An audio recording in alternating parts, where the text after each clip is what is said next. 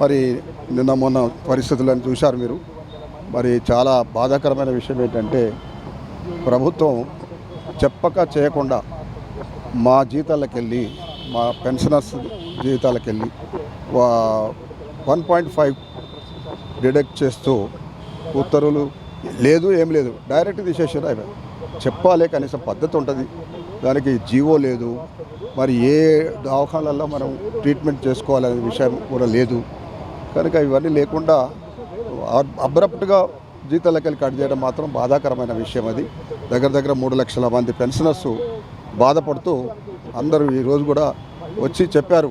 మా అందరికి ఫోన్ల మీద చెప్తున్నారు, సార్ ఏం సార్ ఇది, ఇంత అన్యాయమా సార్, ఇది ఎక్కడ వచ్చింది సార్ ఈ పద్ధతి అని చెప్పి అడిగారు. మరి జిల్లాల 33 జిల్లాల నుంచి కూడా ఇదే పద్ధతిలో మా వాళ్ళు ఇవాళ నివాళులు అర్పిస్తానికి వచ్చారు. సో ఇక్కడ మేము సిటీకి ఇక్కడికి వచ్చాం. ఇక్కడ ఈ కార్యక్రమాన్ని దిగ్విజయం చేయాలని చెప్పి రావడం జరిగింది. సో అందరికీ నమస్కారం. ఈ అమరవీరుల సాక్షిగా ఈరోజు చెప్పుకోవాల్సిన అవసరం ఉంది. ప్రభుత్వము ఏదైతే వాగ్దానాలు చేస్తూ వచ్చిందో దాని మీద నిలబడలేదు అనేది అమరవీరుల సాక్షిగా నేను ప్రభుత్వానికి చెప్పదలుచుకున్నాను. చెప్పేదొకటి, చేసేదొకటి. నిన్నగాక మొన్న 2000 కోట్లు విడుదల చేసినన్నారు. పలానా వాళ్ళకి చెందింది, పలానా వాళ్ళకి జీపీఎఫ్ ఇచ్చినాం, ఇది ఇచ్చినాం. ఎవరికి సగం మంది కూడా రాలేదు. జిల్లా పరిషత్లో పనిచేసేటువంటి చేసి రిటైర్ అయిన వాళ్ళకి ఒక్కరికి కూడా జీపీఎఫ్ రాలేదు. వచ్చిందని చెప్తున్నారు. తర్వాత గ్రాట్యుటీ ఇచ్చినామని చెప్పినారు, రాలేదు. 200 కోట్లో బహుశా పెన్షనర్లకు ఇచ్చి ఉంటారు. ఎందుకంటే మేము డాటా అంతా రోజువారీ డాటా కలెక్ట్ చేస్తూ ఉన్నాం. ఎవరికి వచ్చింది, ఎవరికి రాలేదు, ఏ వర్గాలకు వచ్చింది. చాలామందికి రాలేదు. అన్నీ తప్పుడు మాటలు, అబద్ధ మాటలు, తర్వాత తప్పుదోవ పట్టించేటువంటి మాటలు.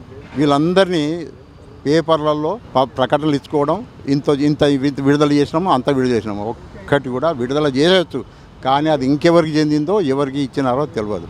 కానీ ఇప్పటికైనా ప్రభుత్వం తాను ఇచ్చినటువంటి ఎన్నికల కంటే ముందు ఇచ్చినటువంటి వాగ్దానాలను వెంటనే నెరవేర్చాలని నేను డిమాండ్ చేస్తూ ఉన్నాను.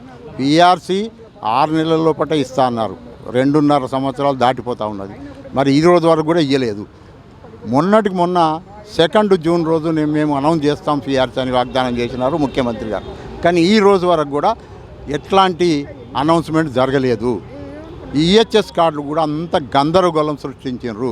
ఒక ఫ్యామిలీలో 4 ఉద్యోగులు ఉంటే 4కి కట్ చేసినారు. కానీ ఒక్కరికి చేస్తే అందరికీ సరిపోతుంది. అది అట్లాంటిది రాత్రి డ్రాయింగ్ ఆఫీసర్లకు తెలియకుండా, మరి పెన్షనర్లకు వ్యక్తులకు తెలియకుండా, ఈ ఆఫీసర్లకు తెలియకుండా బిల్లు పోయిన తర్వాత ఫైనాన్స్ డిపార్ట్మెంట్ నుంచి కట్ చేయడం జరిగింది.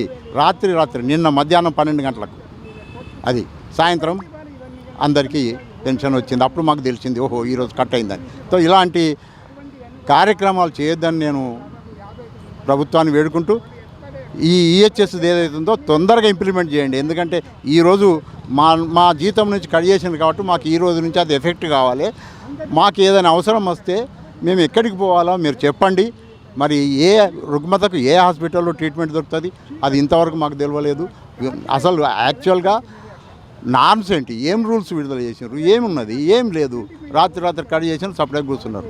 అందువల్ల దయచేసి ఇట్లాంటి కార్యక్రమాలు చేయొద్దని, అందరినీ బాధ పెట్టొద్దని నేను ప్రభుత్వాన్ని వేడుకుంటూ, మరి వెంటనే ఆ పిఆర్సీ కూడా మీరు వాగ్దానం చేసినట్టుగా పిఆర్సీ కూడా వెంటనే ప్రకటించాలని నేను కోరుతూ సెలవు తీసుకున్నాను. ఎవరికి చెప్పకుండా రూల్స్ అండ్ రెగ్యులేషన్స్ ఫ్రేమ్ చేయకుండా 1.5 కట్ చేసింది. అదేవిధంగా ప్రభుత్వం కూడా అంత డబ్బు జమ చేసిందా, సపరేట్ బ్యాంక్ అకౌంట్ ఓపెన్ చేస్తా అనేది ఫస్ట్ ఆఫ్ ఆల్ గవర్నమెంట్ ఆ డబ్బులు జమ చేసి మా దగ్గర కట్ చేస్తే పర్లేదు. రూల్స్ అండ్ రెగ్యులేషన్స్ లేకుండా ఎక్కడో వెళ్ళాలి, ఏం చేయాలి, కార్డ్స్ ఇస్తాను ఒప్పుకున్నారు, ఆ కార్డ్స్ ఇవ్వలేదు. 2వ తారీఖు నాడు పిఆర్సీ ఇస్తాను, పిఆర్సీ ఇవ్వలేదు. ఇవన్నీ చూస్తుంటే చాలా ఇబ్బందికరమైన పరిస్థితులు. సుమారు 2,86,000 మంది పెన్షనర్స్ను ఇబ్బంది పెట్టే కార్యక్రమం ఉంది. అది జరగకుండా చూడాలని ప్రభుత్వానికి కోరుతున్నాం. Thank you very much. నా పేరు నరసింహరావు, ఎస్జిపిఏటి స్టేట్ జనరల్ సెక్రటరీ.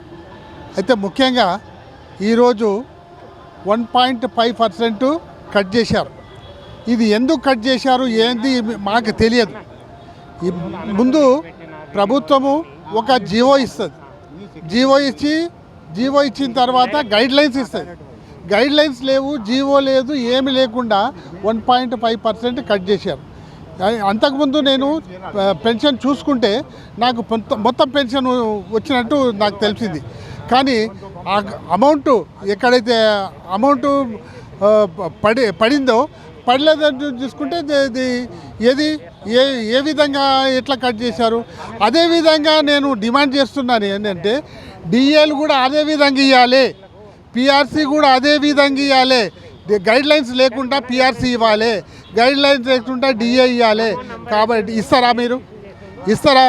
కాబట్టి తప్పకుండా గైడ్ లైన్స్ ఇవ్వాలి, మళ్ళీ హాస్పిటల్స్ లిస్టులు ఇవ్వాలి, మళ్ళీ ఏ రోగికి ఏ బీమారికి ఏ హాస్పిటల్ ఉంది తెలియజేయాలి అని కోరుతూ నేను ముగిస్తాను.